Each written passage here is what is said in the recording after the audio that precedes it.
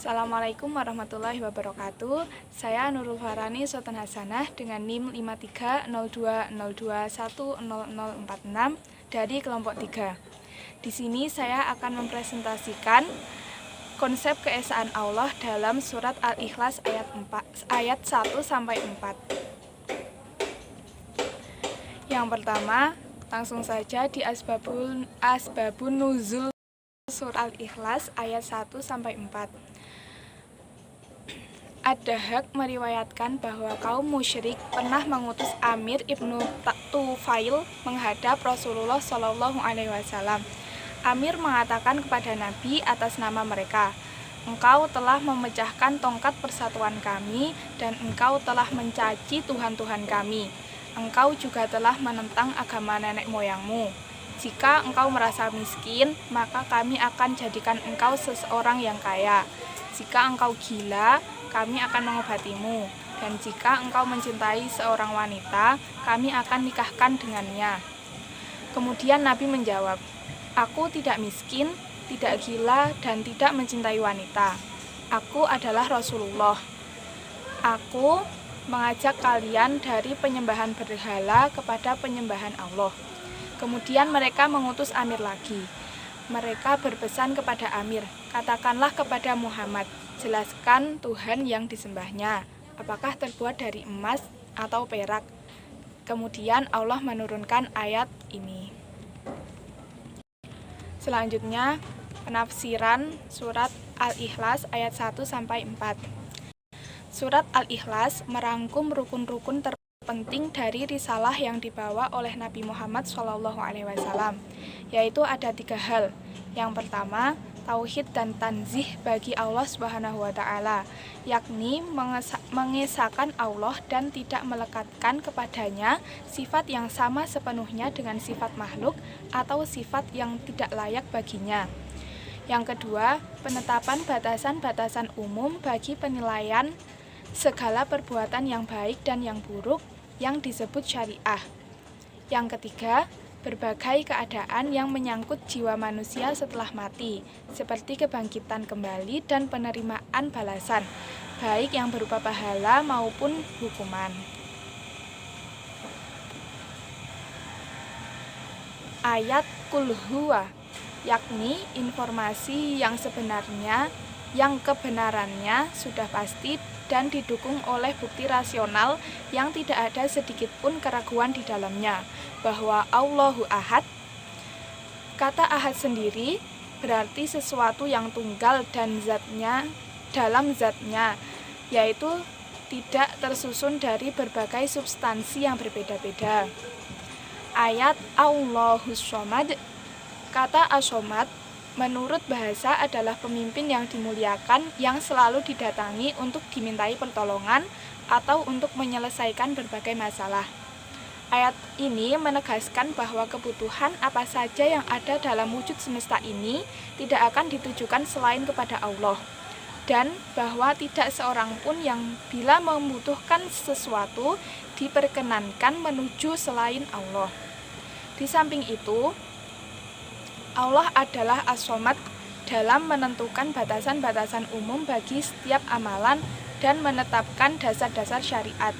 Maka wajib hukumnya kepada kita mengembalikan setiap perbedaan pendapat kepada kandungan wahyu yang diturunkan olehnya, dan tidak diperkenankan merujuk kepada pendapat siapapun sepanjang hal itu telah diungkap secara gamblang dalam kitabnya. Selanjutnya ayat lam yalid walam yulad menunjukkan kepada naifnya pendapat orang-orang tertentu yang mengatakan bahwa Allah mempunyai putra atau putri, sedangkan proses mempunyai anak hanya bisa dialami oleh makhluk hidup yang memiliki watak dan tabiat, dan yang demikian itu hanya ada pada sesuatu yang terbentuk dari berbagai elemen yang pada saatnya akan mengalami kefanaan, dan Allah Maha tersucikan dari hal yang tersebut. Ayat walam yakullahu kufuwan ahad, kata kufu berarti sesuatu yang setara dan seimbang dengan sesuatu yang lainnya dalam perbuatan maupun kemampuan. Selanjutnya, implementasi nilai-nilai yang terkandung dalam surat Al-Ikhlas ayat 1-4. Yang pertama, meyakini dan percaya dengan keesaan Allah, yaitu Allah itu satu, tidak beranak dan tidak diperanakan, serta tidak ada sesuatu yang setara dengan Allah.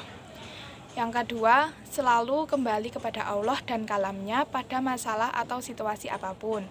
Yang ketiga, menyandarkan keinginan atau hasil kepada Allah setelah berusaha secara maksimal.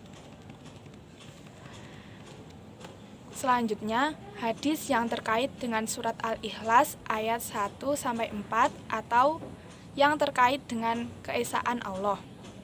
Diriwayatkan dari Ibnu Umar radhiyallahu anhu, Abu Hurairah radhiyallahu anhu, dan Ibnu Abbas radhiyallahu anhu. An Abdillah bin Umar qala Rasulullah sallallahu alaihi wasallam yadwillah as-samawati yaumal qiyamah summa ya'khudhunna biyadihil yumna summa yaqulu anal maliku ainal habbaruna ainal mutakabbiruna summa yatwi ardina bishimalih summa yaqulu anal maliku aina jabbaruna ainal mutakabbiruna. Dari Abdullah bin Umar radhiyallahu anhu, Rasulullah shallallahu alaihi wasallam bersabda, pada hari kiamat Allah menggulung langit-langit, kemudian mengambilnya dengan tangan kanannya. Kemudian dia berfirman, "Aku adalah Maharaja. Di mana orang-orang yang menyombongkan diri itu?" Kemudian Allah menggulung bumi yang ini 7. Kemudian dia mengambilnya dengan tangan kirinya. Kemudian ia berfirman lagi, "Aku adalah Maharaja.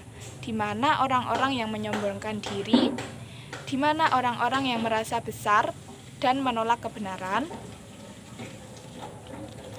Kemudian dari Ali bin Al-Husain bin Syaqiq, dia berkata, "Aku mendengar Abdullah bin Al-Mubarak berkata, Na'rifu Rabbana bi annahu fawqa sab'i samawati 'alal arsyistawa bayinum min khalqihi wala naqulu kama qalatil jahmiyatu."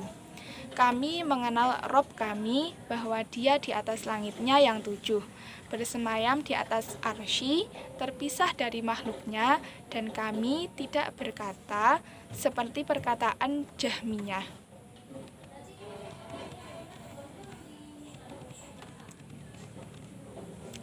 Nah, kesimpulan dari apa yang saya presentasikan di atas adalah Al-Quran datang membawa ajaran tauhid untuk meluruskan keyakinan-keyakinan tentang adanya Tuhan selain Allah Subhanahu wa Ta'ala. Salah satunya berada dalam surat Al-Ikhlas ayat 1-4. Surat Al-Ikhlas merangkum rukun-rukun terpenting dari risalah yang dibawa oleh Nabi Muhammad SAW, antara lain 1. Tauhid dan tanzih bagi Allah Subhanahu wa Ta'ala, yakni mengesahkan Allah dan tidak melekatkan kepadanya sifat yang sama sepenuhnya dan dengan sifat makhluk atau sifat yang tidak layak baginya. 2. Penetapan batasan-batasan umum bagi penilaian segala perbuatan yang baik dan yang buruk yang disebut syariah. Berbagai keadaan yang menyangkut jiwa manusia setelah mati, seperti kebangkitan kembali dan penerimaan balasan, baik yang berupa pahala maupun hukuman. Setelah mempelajari penafsiran surat Al-Ikhlas ayat 1-4, kita dapat memetik hikmah atau nilai-nilai penting yang terkandung di dalamnya, yaitu 1. Yakin dan percaya kepada keesaan Allah, yaitu Allah itu satu, tidak beranak dan tidak diperanakan, dan tidak ada yang setara dengan Allah Subhanahu wa Ta'ala. Yang kedua, selalu kembali kepada Allah dan kalamnya dalam situasi dan masalah apapun. Yang ketiga, menyandarkan keinginan atau hasil kepada Allah setelah berusaha secara maksimal. Sekian presentasi dari saya. Mohon maaf apabila banyak salah. Wabillahi taufiq wal hidayah. Wassalamualaikum warahmatullahi wabarakatuh.